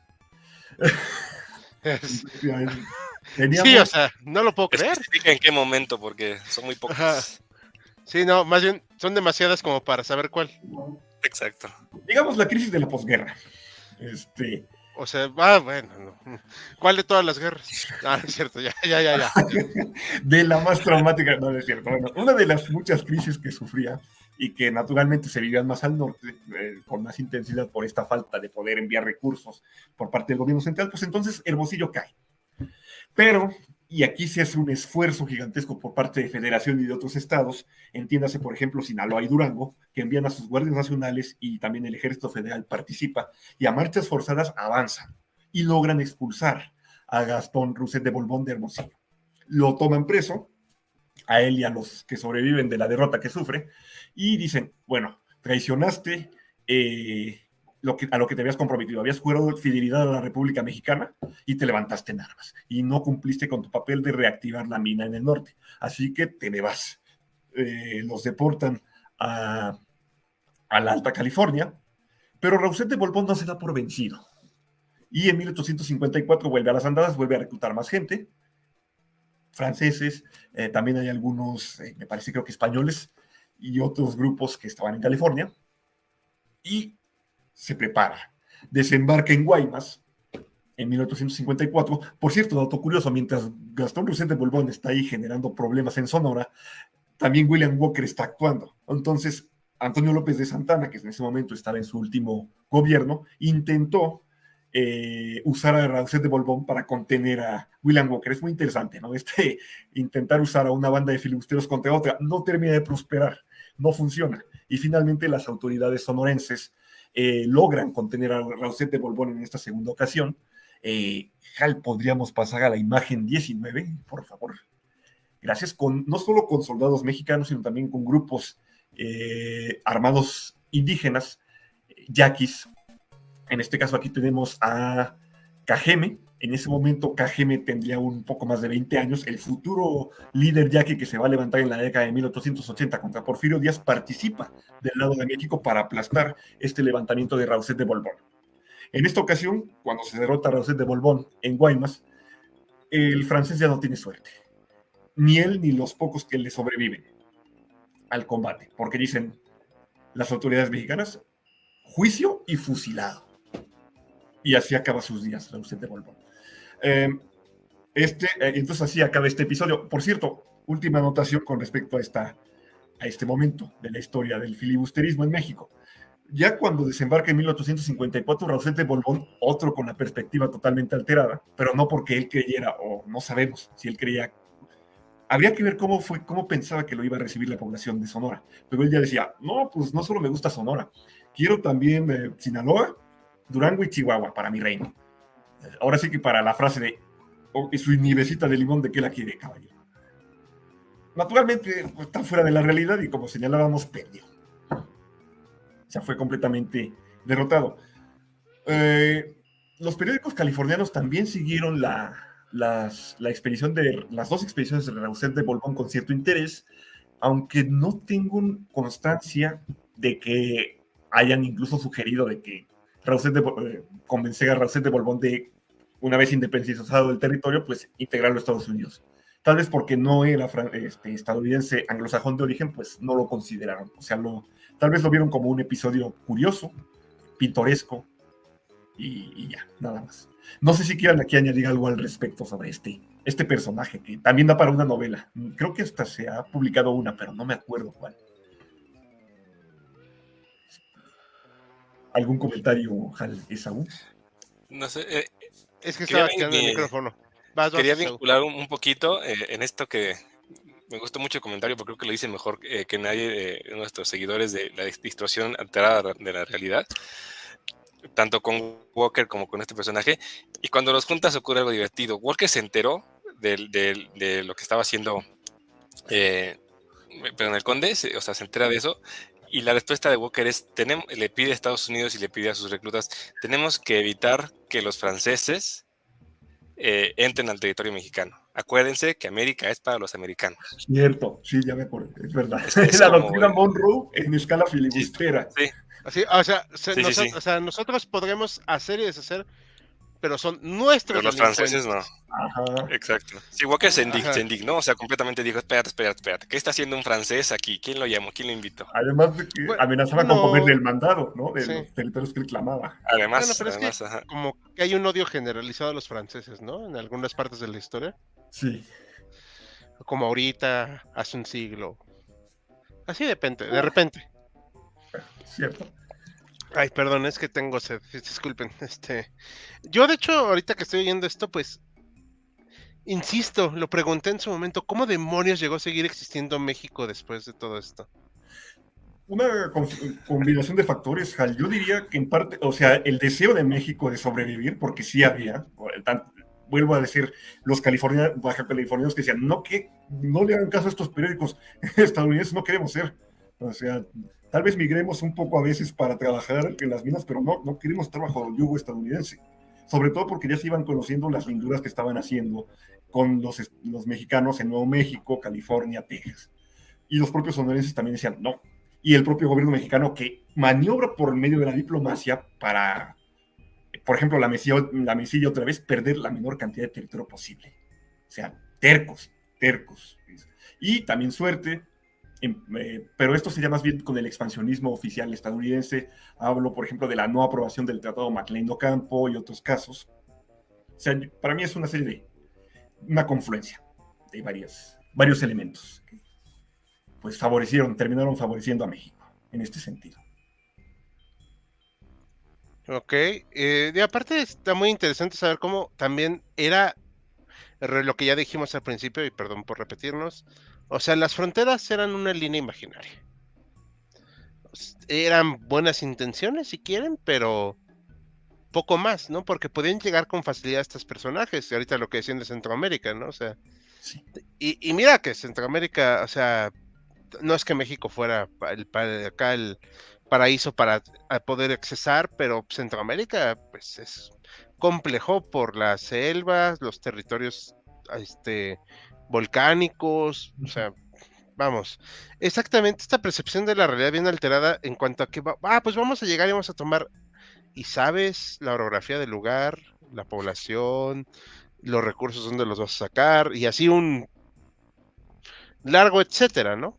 Pero Ujú. bueno, es muy curioso ver cómo son personajes casi acá de novela, ¿no? O sea, Sí, una novela medio rara a veces, pero novela al fin y al cabo. ciertamente. Muy bien. Saúl, ¿algo que quieras comentar? Adelante, adelante, avanzamos a lo que sigue. Al siguiente y último punto prácticamente, ¿no? Sí, Penúltimo Se ya. pone cada vez mejor. sí, para ir cerrando, ajá, justamente la 20, gracias. Aquí, bien, voy a abordar aquí dos casos. Yo lo titulé Los últimos intentos filibusteros, por lo menos los más formalmente hablando, para apoderarse de algún territorio mexicano en el norte. Aquí tenemos en la foto a Henry Alexander Crabb. Eh, Henry Alexander Crabb aparece en 1856-57 con la intención, es el último intento de separar Sonora por medios filibusteros. Él también es estadounidense, él también es de Nashville, de Tennessee. De hecho, conocía a William Walker, de hecho, coincidieron en California y seguramente intercambiaron ideas al respecto de extender a la Unión Americana al sur por medios filibusteriles. De hecho, creo que Walker lo aconsejó con algunas cosas al momento de llevar a cabo su aventura en Sonora. El caso es que el señor Crabb quiso aprovechar un momento donde ya México estaba a punto de entrar a la guerra de reforma, de hecho ya estaba empezando la guerra de reforma, para tratar de hacer ahora sí que ganancia de pescadores en Río Revuelto. Recurrió a una serie de artimañas para ingresar primero a Sonora, diciendo, bueno, señor, estimados personajes del gobierno mexicano, me gustaría ingresar a Sonora como colono con un grupo de mexicanos o con un grupo de angloamericanos, va cambiando la versión, pero que vamos a jurar lealtad al gobierno de México nos ofrecemos para poblar algunas partes de Sonora y además defender a los poblados de los apaches. El gobierno mexicano dice no, no, o sea, ¿qué crees? Te vemos muy sospechoso, eres estadounidense, anglosajón, vas a querer hacer lo mismo que en Texas, ¿no? Entonces luego él dice, no, es que el gobernador de Sonora, Ignacio Pesqueira, me llamó, porque él está de acuerdo en que podamos asentarnos acá. Ignacio Pesqueira nunca confirmó de manera formal. O sea, está el debate de si en un principio Pesqueira actuó con ingenuidad y los aceptó o fue pura invención de Crabb. Por otro lado, Crabb escribe en sus papeles y también se encarga de mandar a la prensa californiana ideas de que los sonorenses no están contentos con el gobierno mexicano, lo mismo que Walker con la Baja California, lo mismo que lo quiere aplicar él en Sonora. Total que finalmente, sin la autorización de México, entra con una partida de hombres armados y avanza algunos kilómetros adentro de la frontera. Me parece que podríamos avanzar a la imagen 21. Gracias. Aquí tenemos el itinerario. Entra desde San Diego, pasa por Yuma, que en ese momento ya es un puesto fortificado estadounidense, y entra por Sonoita. Y va a avanzar, lo más al sur de Sonora que va a llegar es hasta Caborca. Ahí va a empezar a tener roces, no solo con los mexicanos, sino con el grupo de pueblos conocidos como los Todono o Odan, que más comúnmente conocidos como los pápanos. Y él empieza a cambiar su lenguaje así condescendiente de no, vamos a llevar la civilización a Sonora, vamos a ayudar a los sonorenses a levantarse y a separarse de este gobierno tiránico, poco a poco va a empezar a hacerse más abierto, hasta que después de los primeros encuentros con Fuerzas Armadas mexicanas y de vecinos sonorenses, así como de indígenas pápagos, dice, estos son unos desagradecidos porque yo los vine aquí a ayudar y miren cómo me tratan. Por cierto, también otro de los pretextos que había usado para meterse en Sonora, había sido, voy a apoyar a los liberales en la lucha contra los conservadores aquí en Sonora. Obviamente ningún liberal lo reconocía, pero él intentó escudarse en eso y cierta historiografía estadounidense lo sigue repitiendo, en el sentido de exculparlo de su papel filibusteril. Dicen, no, es que él fue un voluntario que quiso ayudar a México en esta lucha de la guerra de reforma. Por estas fuentes que he citado de sus escritos y sus ideas que iba expresando de forma cada vez más abierta, es claro que no era el caso, quería separar Sonora. Tienen los primeros triunfos en Caborca contra las escasas fuerzas mexicanas, pero luego van a llegar refuerzos otra vez de Sonora, Chihuahua y Sinaloa con ayuda de los grupos pápagos, y en abril de 1857 en Caborca van a rodearlo y a sus poco menos de 100 hombres los van a terminar vapuleando por la vía armada. Van a sobrevivir unas cuantas decenas, entre ellos él, y lo que va a hacer el gobernador Pesqueira va a decir, fusílenlos a todos, incluyendo a Crab. Y dicho y hecho, fusilados. Es un escándalo en Estados Unidos, un ejemplo de victimismo, de esta narrativa del falso héroe, del falso mesías que va a ayudar. Hay periódicos que dicen, no, pues qué malagradecidos los estúpidos sonorenses, usan esa palabra porque no supieron o no quisieron ser ayudados. Esto es un episodio como el Álamo, otro episodio donde se habla de héroes o supuestos héroes. Yo en lo personal tengo mi postura al respecto y es negativa, no son héroes. Y dicen, hay que hacer un San Jacinto para vengar esa afrenta. Pura bravata en general, no termina ocurriendo nada, pero sí se enrarecen temporalmente las relaciones entre México y Estados Unidos en 1856-57. Naturalmente el gobierno mexicano dice, no vamos a indemnizar ni de ninguna manera hacer alguna especie de disculpa por este hecho, porque nos estábamos defendiendo de una partida agresiva que quería separar territorio nacional. Entonces, esta es la última expedición de Crab, la última expedición filibustera a Sonora. Y ahora, el último caso que voy a abordar es el caso de James Hughes Callahan. Este episodio ocurre en el noroccidente de México, específicamente en Coahuila. Hal, si pudiéramos pasar a la siguiente diapositiva. Muchas gracias. Al igual que con Burgett, no disponemos de fotografías, o al menos no digitales, de James Hughes Callahan. Pero este personaje que es de origen tejano, bueno, no es de origen tejano, es también de origen sureño, no me acuerdo ahorita de cuál estado, nace en la década de 1810 y participa en la Guerra de Independencia de Texas, es decir, ya tenía cierta experiencia en esta cuestión de separación de territorios. Paréntesis, preguntaban en los comentarios si el filibusterismo también podría incluir estas expediciones de grupos armados estadounidenses en persecución de esclavos afroamericanos que huían de Texas para internarse en México.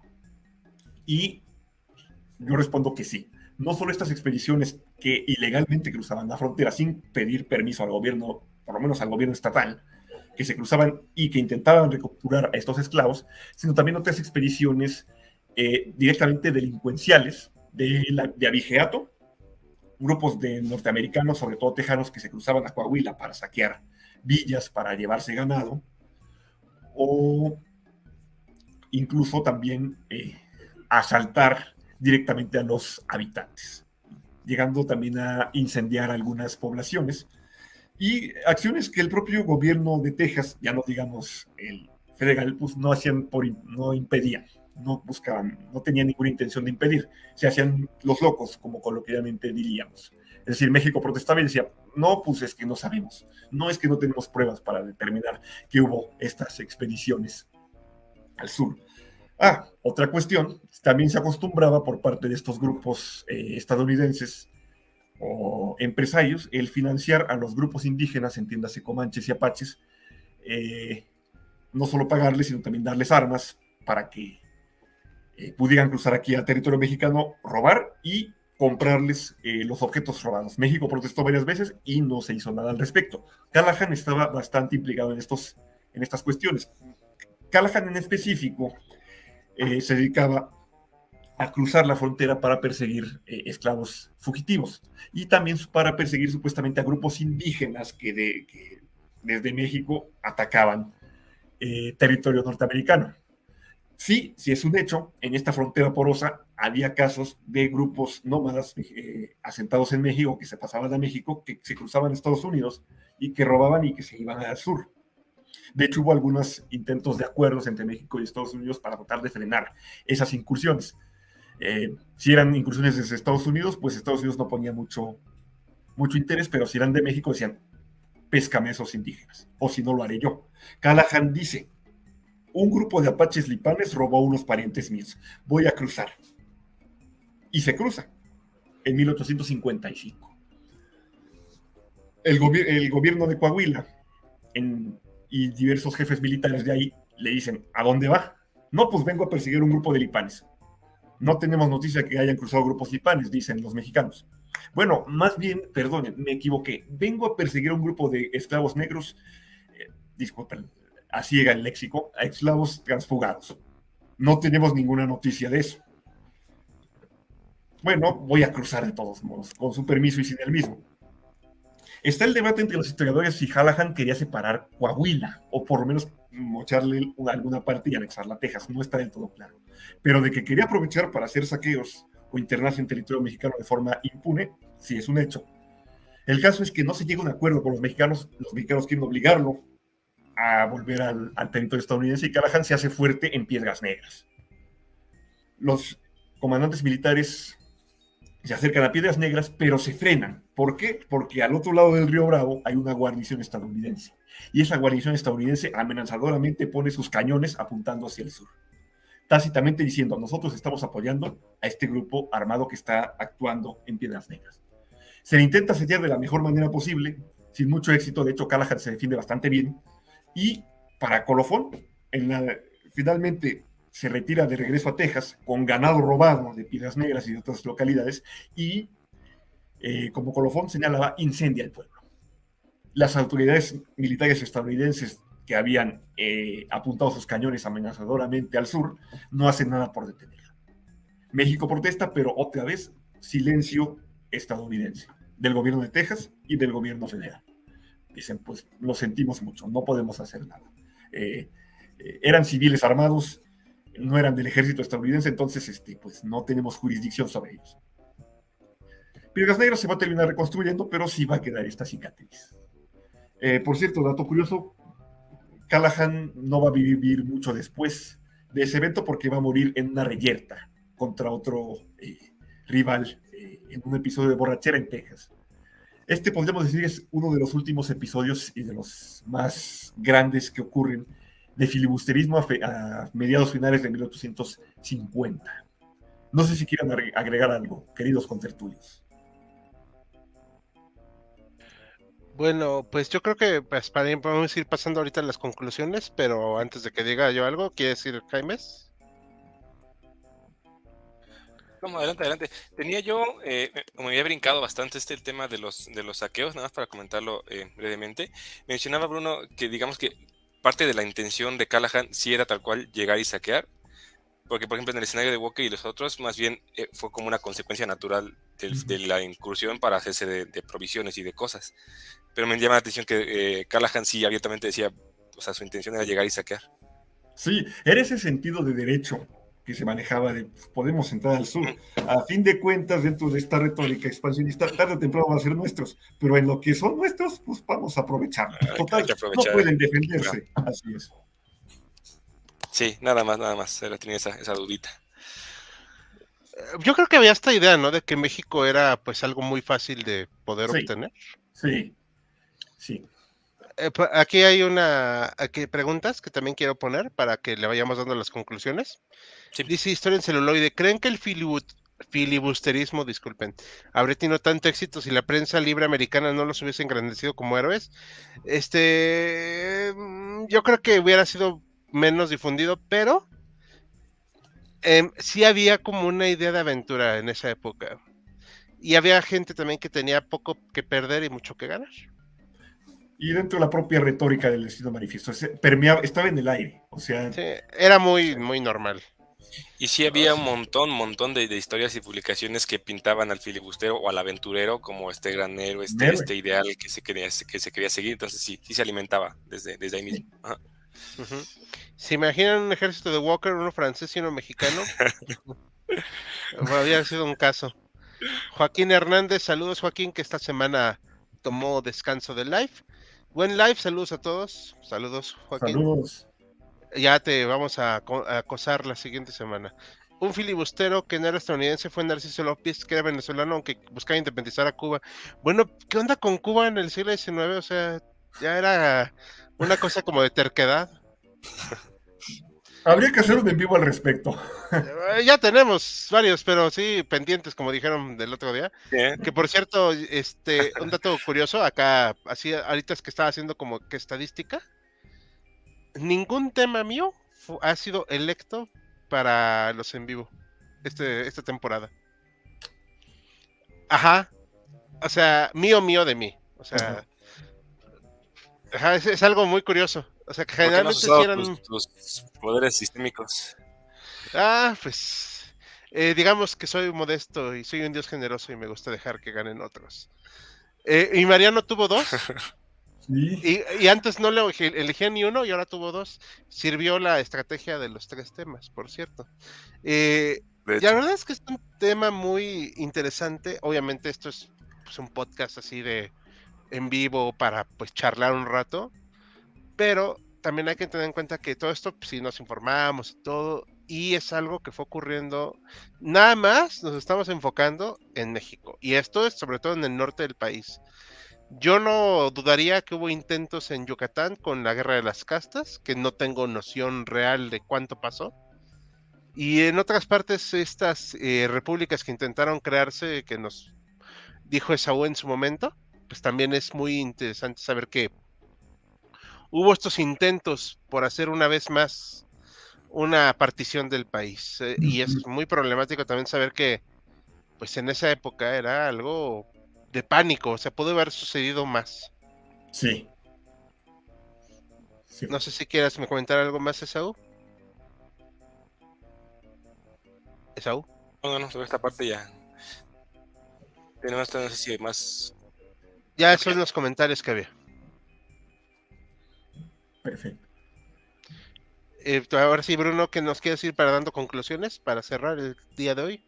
Pues reitero un episodio que vale la pena bastante rescatar, estudiar, un fenómeno fruto también del propio destino manifiesto, esta lógica del destino manifiesto, un momento decisivo para la integridad territorial de México, para la extensión territorial de ambos países, donde, pues, digamos, a mi juicio, México salió airoso, aunque aunque al principio hubo bastante problemas por las situaciones económicas, políticas y sociales que ya hemos mencionado o delineado, pues fue un triunfo para México conservar este territorio, el actual territorio que ahora conserva. Otros países no pueden decir lo mismo en circunstancias similares. O bueno, sí, o incluso un país hoy está siendo invadido y le dicen de manera, pues sí merece un adjetivo, de manera, ¿cómo decirlo? Que es un adjetivo que quiero decir, pero no sé si es correcto. Ok, de manera perniciosa, le dicen, es que negocia para que no te sigan atacando. Oye, mano, o sea, no va así la cosa. O sea, estamos siglo XXI, hay tratados internacionales y resulta que yo tengo que tratar de ver que se respete mi integridad territorial, pues. Y si en el siglo XIX se podía cuestionar, hoy en día, pues. Y es algo que sigue existiendo al día de hoy, al final. Hay una pregunta muy buena aquí de Mari Carmen.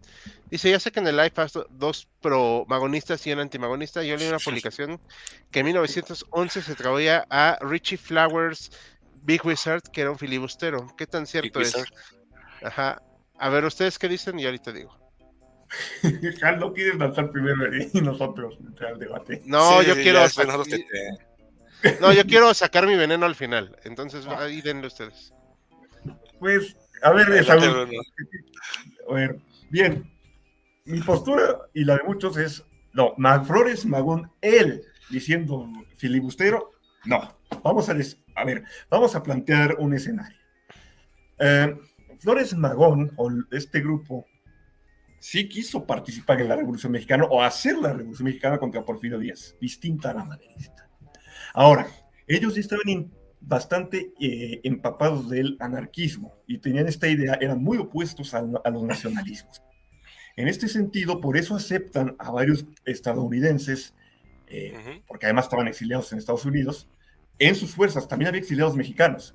Ahora, no es poder, o no era, no estaba en las manos de Flores Magón evitar que en ciertos grupos de prensa trasnochados de Alta California dijeran,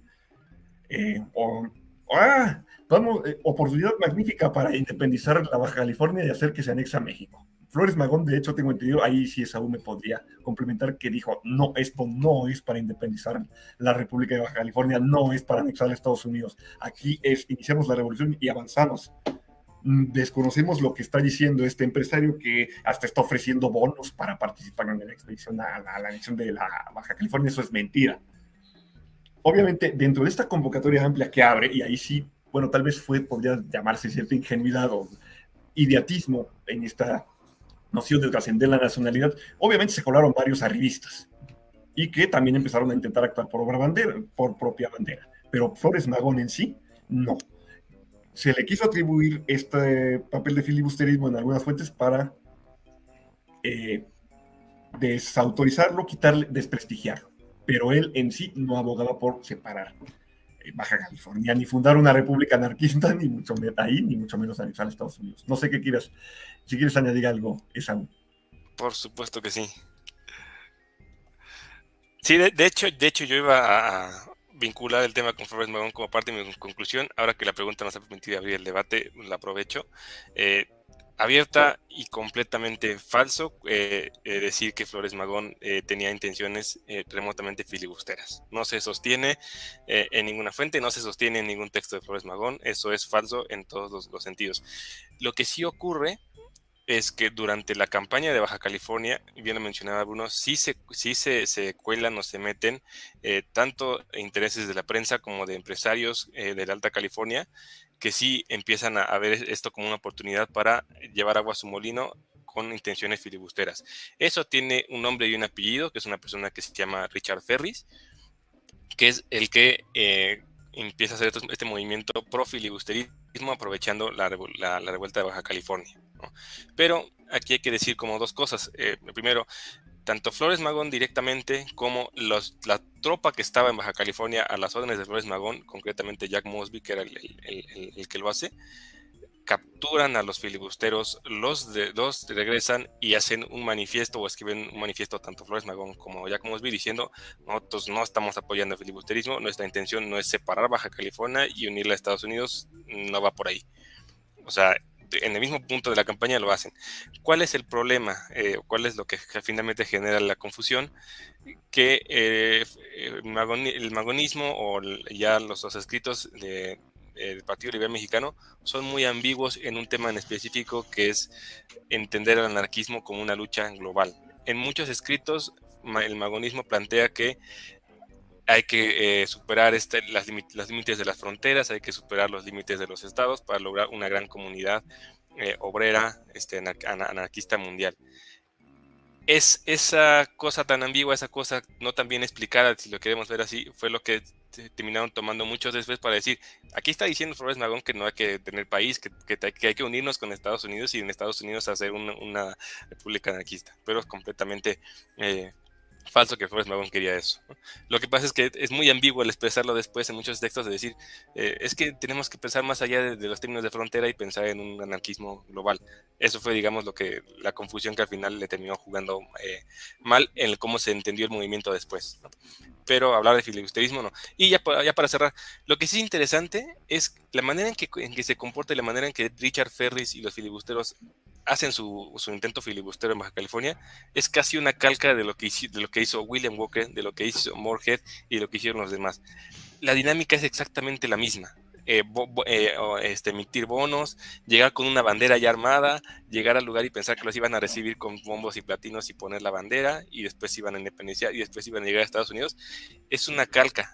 50 años después de The Walker ocurre exactamente lo mismo con pequeñas variaciones en la cabeza de una mentalidad, ¿cómo decimos hace rato? Una realidad alterada en Sí, Richard Berry. De la realidad alterada. yo diría Nada que más. hasta se siente anacrónico esos filibusteros, es como un residuo de una época que ya Sí. porque Estados Unidos, creo que hasta se toma con cierto humor en algunos sectores estadounidenses de la prensa no californiana, que dice, sí, qué chiste, qué gracioso. Ajá, sí. Bueno, ¿en qué estábamos? Porque ya Estados Unidos es otro. Porque ya Estados Unidos cambió la lógica. Exacto. Ya no es expansión territorial, es expansión en mercados. O sea, y eso viene ahí, podríamos abonar a la conclusión, cuando también cesan los intentos filibusteriles. Bueno, estalla la guerra civil y acaba la guerra civil. El sur ha sido derrotado, su peculiar institución ha sido también erradicada. Entonces, y está en proceso de industrialización acelerada. Es otra lógica, ya no es lo mismo, por eso también decaen los intentos filibusteriles. No necesariamente los asaltos de bandas de forajidos de Estados Unidos que se cruzan a la frontera y siguen haciendo las suyas, pero ya intentos filibusteriles ya no hay, porque ya no es esa lógica que articula Estados Unidos. O sea, todavía en 1850 James Buchanan decía, fue el día en que Estados Unidos se extienda por todo el continente, o sea, hasta Tierra de Fuego. Ya no tiene ninguna razón de ser. O sea, Sí, no, ya. es un viejo tapiz que se cae. O sea, es un episodio casi tragicómico. Exacto. Nada más. Y esa era la conclusión que iba a aportar al final, como cómo queda este residuo y esta ideología, incluso 50 años después en un intento filibustero malogrado, no atribuido a Forrest Magón, cabe mencionar, cabe recalcar, nada más. ¿Ya? Yo no creo que no Adelante, lo hubiera sistema. sabido. Yo no creo que no lo hubiera sabido. Y sí creo que buscaba sacar una rajada económica.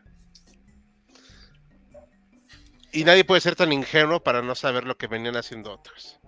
O una de dos, o eres tan tarado como Madero o eres un tipo pernicioso como Huerta. O sea, no. La verdad es que yo no le creo nada a Flores. Sí lo sabía. O sea, lo que está diciendo es que no lo sabía, sí lo sabía. O sea, sí sabía que iban a buscar hacer un movimiento filibustero a su nombre y a sus costas. No su tropa. Pero estaban Sí, gente y apoyándolo, ¿no? su tropa hizo lo correcto. No, porque los filibusteros jamás formaron parte de la tropa. Los que se suman a los filibusteros son 10, 15 personas que convencen y son los que terminan expulsando. Bueno, pero sabemos que sí estuvo ahí Flores Magón, de seguro. No tengo pruebas, pero tampoco tengo dudas. Tampoco dudas, sí. No es cierto, solo me estoy fastidiando. La verdad es que no hay ninguna prueba real. O sea, real de que haya intervenido, no. Que no sé si se haya beneficiado, eso ya es otro rollo. O sea, pero de que su movimiento fue un fracaso de Flowers, también. Eso sí, es innegable. Eso sí es una verdad histórica. Sí, Tristemente. así como la de Murillo Karam. Perdón, eso no lo pude evitar. Pero bueno, a ver si no nos toman el canal por eso. Bueno, vamos a terminar ya este en vivo y vamos a hacer un anuncio parroquial muy duro de asimilar, pero pues lo estamos haciendo con la mejor perspectiva. El 30 de noviembre es el último en vivo de este año y va a ser la última vez que publiquemos material en este canal. Todo el material se va a pasar al canal que conocen como HC Historia Contemporánea 2. ¿Por qué? Pues por razones económicas sobre todo. O sea, sí, suena duro, es una decisión que no tomamos a la ligera. Ustedes se dieron cuenta de que tratamos de mantener los canales pues vivos, pero pues por cuestiones, pues sí, de dinero no se pudo hacer. Entonces, vamos a despedir con dignidad nuestro canal original. Vamos a mantenerlo como difusión de comunidad nada más. Y a partir del 1 de enero del año que viene, vamos a poner material en ese, bueno, que no esté ya acá, pues se va para allá. Y ahí vamos a seguir publicando como hemos estado haciéndolo cada semana. Y vamos a ir definiendo nuestros próximos objetivos. ¿Vale? No sé si quieren dedicar algo, chicos, antes de despedirnos acerca de esto. Nada más de mi parte. Nada más. Sí, bueno, y reiteramos, no fue una decisión fácil, no crean que dijimos, ¡ay, qué padre! No, o sea, sí, la verdad No. es que nos Complicado. costó, sí, fue muy complicado, pero esto es Sudor para y mejorar. sangre. Sí, esto es para mejorar, o sea, hay que verlo así. Sí. Y en ¿Vale? todo caso, la invitación a todos para que se vayan en manada hacia el canal 2 y haya Sí, y notificaciones, ahí, suscripción, todo. y ahí estarían los en vivo, incluso, y esto sí lo dejo garantizado, los en vivo que ya hicimos los vamos a poner allá para que los puedan consultar. Pero aquí hay que aclarar algo. Son los en vivo en los que hayamos participado a partir de junio, julio del año pasado, el equipo actual de HC. Eso sí hay Ah, que dejarlo muy claro. Y los otros temas que queden como en el limbo, pues se van a reformar. Perfecto, chicos. Para despedirnos, ¿ya? ¿Listos? estos. Listos. Buenas Bueno, noches. buenas noches. Mañana votación de encuesta en vivo y nos vemos el próximo jueves. Chao, chao a todos. Chao.